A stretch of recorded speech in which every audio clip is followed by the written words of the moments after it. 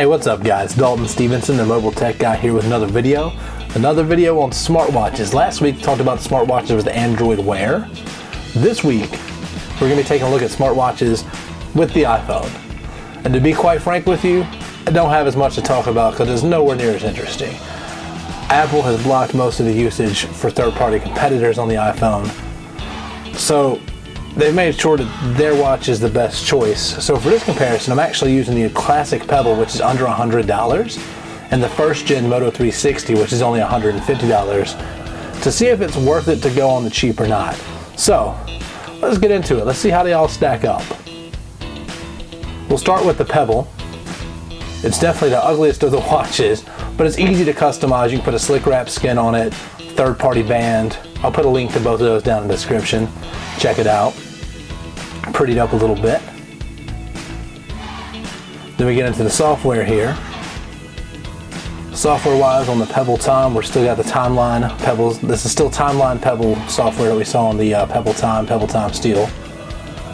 Really great for glances at your calendar. Check some recent notifications, things like that. Check out different music settings. Play a playlist.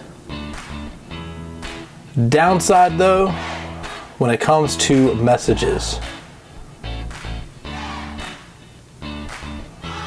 So when you get a message on this, let's get a message coming through here real quick.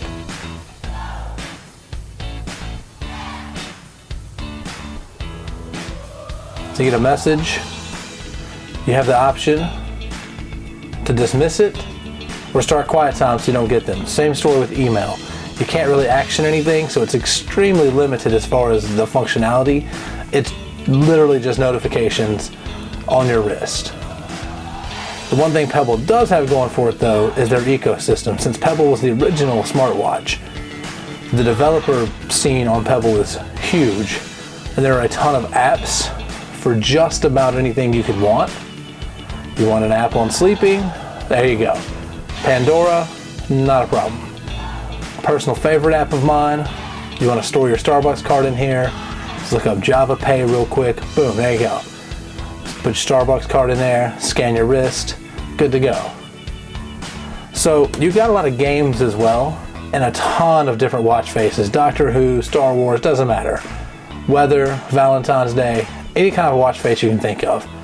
The ecosystem for Pebble is pretty diverse, so that's a pretty strong selling point for any kind of Pebble watch. Even without the functionality, you can still make it yours and you still have fun with it. Moto 360, on the other hand, is definitely a classier looking watch. Fantastic with the leather band, the gold finish. Great looking watch. You run into the same problem with messages though. You can just block the app. That's it. You can't really respond. By the way, I did a full in-depth on what this will do. I'll put a link for that in the description below. With Gmail, you can actually action it because Gmail is a Google service and it's a Google Watch. You've got Moto Body Weather. You do have a full functioning weather app. Heart activity, the Moto Body Suite, you can track your steps, track your heart activity. You can also use Google Fit through the Android Wear app on the iPhone. As far as what you can get to from the watch itself, you've obviously got your settings just by pulling down, and you can bring up a couple of apps by swiping over. Flashlight, Google Fit, the Moto Body stuff, your settings, stopwatch, and Google Translate. That's about it. You can speak, but the only thing you can do with the speaking is ask it to show your heart rate or do a memo. Very limited functionality. Still, only $150 though. So now we got the Apple Watch. It's the one Apple actually makes themselves. So of course it's got full function, complete access. We'll start with messages. You want to reply? Boom, there you go. Canned messages. Of course you can use Siri to voice text. And we got this weird emoji thing when you turn the digital crown. You can make this guy just about any kind of expression. If you want to express yourself via emoji, Apple's got you covered. There are hundreds, thousands of emojis, too many emojis. Let's try to get back to a smiley face here. So here we go. We'll get a smiley face.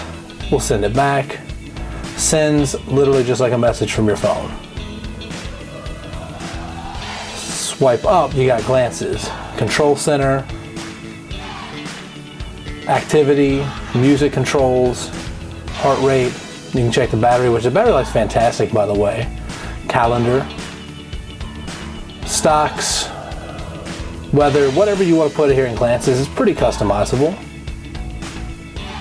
Hit the crown, it'll actually bring you out to all the different apps. You've got activity tracker apps, Amazon, of course the Starbucks app, the Passbook where you can store a Starbucks card. You can pay for Starbucks with your Apple Watch too. Obviously I like using this feature on smartwatches a lot. One of the coolest features in my opinion though, is it actually gives you full access to the camera. That's keynote. Problem with the little icons this small is it's hard to hit the right one. Here we go, camera.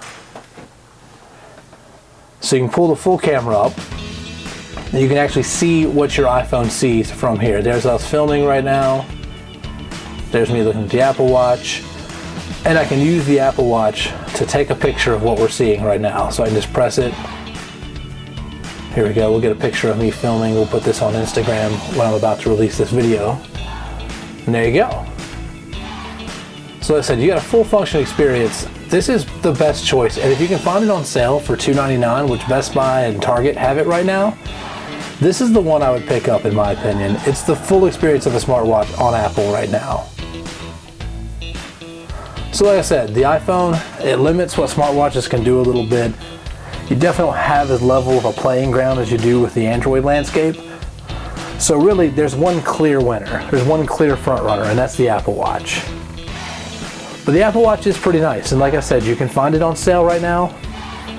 I believe both Target and Best Buy have it for $100 off, which is about the right price point for it, because full price is a little high in my opinion. But if you just want to get into the game on the cheap, the Pebble is under $100. I'll put a link to that below. And the Moto 360 is about $150.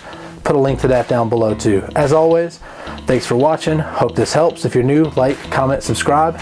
Have a great day, and make it awesome. Thanks.